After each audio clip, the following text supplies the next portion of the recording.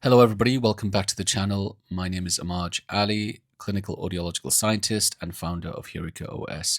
We are now on our third video for the hearing loss simulator series, if you want to call it that. And so far, the videos that we sent out have had positive feedback. And I've been sent another audiogram from the same Facebook group that I'm part of. And these are actual, real audiograms in the sense of they have been tested, but not by myself. So I just want to really highlight one thing.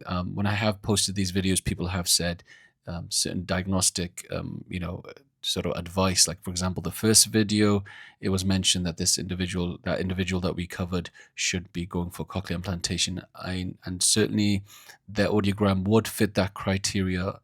I'm not their audiologist. I'm sure their audiologist had that conversation with them. And actually, when I followed up with that individual, they did say they had that conversation, but they were not willing to go ahead at the time. But it's very difficult for an audiologist or anybody to give out a full diagnosis based on one test. Audiograms are limited, as I said. They don't give the full picture of what hearing loss entails. It is one of the fundamental tools that we use, but as audiologists, we are aware that it is not the only test result. We need to take a lot more information from the individuals tested before we can advise them. So purely these videos are not for diagnostic purposes in the sense of, scripting out a clinical pathway for the people with these audiograms. Is simply just to simulate and animate their audiogram so that people who are around their social circle can have a better understanding of what they're going through. So this is the purpose of these videos, and certainly I'm sure the audiologists that are out there will be doing their best with all the tests that they carry out on their patients. So without any further ado, we are looking at a new hearing loss here. On the right side, we have, it starts off mild and it drops all the way to severe. So we've got a severe, mid to high frequency hearing loss, and a similar pattern to a lesser extent in the mid frequencies, and then in the very high frequencies actually dips further. So overall, the hearing is better in the left ear than it is in the right side.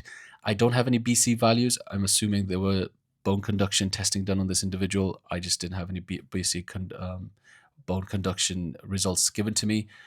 So I'm not sure if this is a mixed hearing loss, conductive hearing loss, or sensorineural hearing loss. It's impossible to tell just by this alone.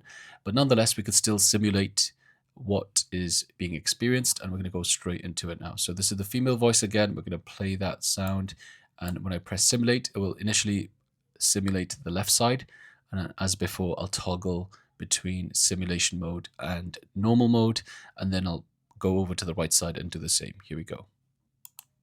The roster of Nobel laureates is studded with the names of great and deservedly illustrious persons.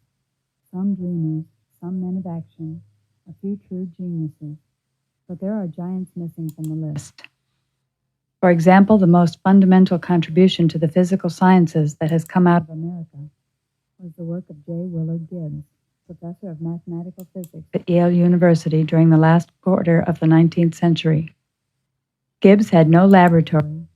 He performed no experiments.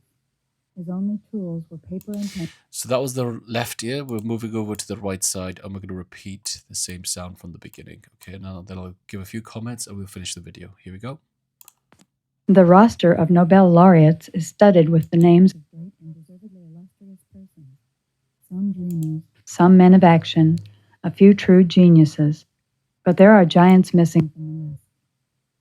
For example, the most fundamental contribution to the physical sciences that has come out of America was the work of J. Willard Gibbs, professor of mathematical physics at Yale University during the last quarter of the 19th century.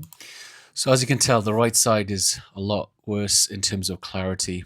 Hardly any clarity there. It's almost like somebody's head's under the water and somebody's speaking above the water.